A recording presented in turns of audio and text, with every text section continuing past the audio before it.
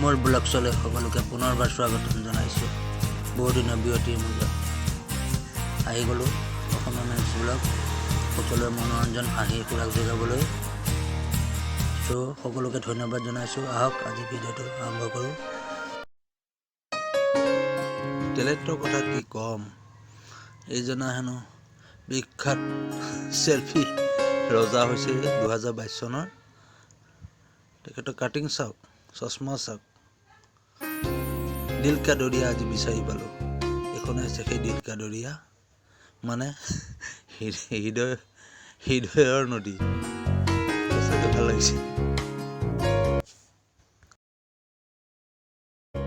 দিল কা নদীত যেতিয়া ঘৰিয়ালে বাস কৰিবলৈ যায় তেতিয়া এনেকুৱা অৱস্থা হয়। আপোনালোকে চাই লওক ভালকৈ, ফটোখন চালে গম পাব নিশ্চয়। সেইজনা হৈছে বিখ্যাত ৰাহুলৰ এইগৰাকী হৈছে হামছফাৰ, মানে জীৱন সংগী। ফটোখন নিশ্চয় ভাল লাগিছে। ৰাহুলৰ সংগীখিনি চাই লওক।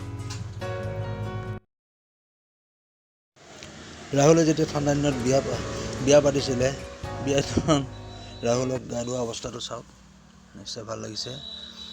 সেইকাৰণে গৰমত বিয়া কৰাব লাগে, ঠাণ্ডাত নহয়। আইফোন যেতিয়া কিনে, আইফোন কিনাৰ পিছত যেতিয়া ওচৰত দামী ভিভ' বা অপ' কিবা এটা দামী মোবাইল ওলাই যায়, তেতিয়া চাওক অৱস্থাটো। আইফোন সিফালে কিনিলে, সিফালে ভিভ'লৈ চব। টেলেণ্টৰ কথা কি ক'ম, যেতিয়া ছোৱালীবোৰে চেল্ফি ল'বলৈ যায় কিন্তু কেৰাহীত চব্জি ৰান্ধি থাকে, তলত চাওক আপোনালোকে, তলত চৌকাত দেখোন জুই নাইয়ে, কেনেকৈ চব্জি হ'ব। ইয়াতে মানুহ ধৰা পৰি যায় বুলি কয় নহয়। ফটোখন তোলা বিখ্যাত সেই কেমেৰামেনজনক এটা ডাঙৰ চেলুট। যিহেতু কি ধুনীয়া ফটো একপি তুলিছে বাৰু, চাওকচোন। এইখন হৈছে অসম ভাই, অসম। ইয়াত কোনো টেলেণ্টৰ অভাৱ নাই।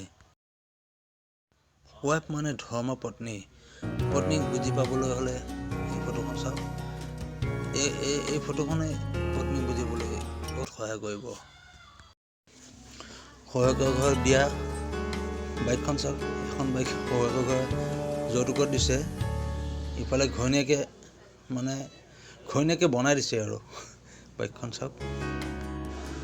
90 দশকত বিশেষকৈ মিথুন চক্ৰৱৰ্তীৰ যিখিনি হিন্দী চিনেমা আছিলে, সেই চিনেমাখনত মিথুন চক্ৰৱৰ্তীৰ যিখিনি ফেমিলি পৰিয়াল আছে, মহিলা আছে, তেওঁলোকক কিডনেপ কৰা এটা পৰীক্ষাত অহা 4টা অপশ্যন।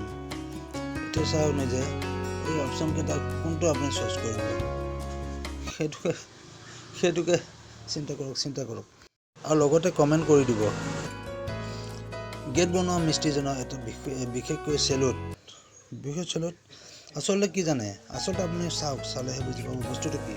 চাওক, এইখন চাওক, এইখনে সেই মহান গেটখন, যিখন চাইকেলৰ। আৰে ভাই, এইটোৱে হৈছে টেলেণ্ট। ভগৱানে যেতিয়া দিয়ে লোকৰ ঘৰৰ, আনকি কাষৰ ঘৰৰ যদি কলৰ থোকটো ভিতৰৰ ফালে দিব, এইটো আৰু গৌৰৱৰ কথা কি আছে। গাৰ্লফ্ৰেণ্ড যেতিয়া পুৰণি হয়, তেতিয়া বয়ফ্ৰেণ্ডবিলাকৰ মনৰ ধাৰণাবিলাক, এইটোৱে হৈছে ধাৰণাটো। ভালদৰে চাওক ফটোখন, তেতিয়া আপোনালোকে অনুভৱ কৰিব ধাৰণাটো কি।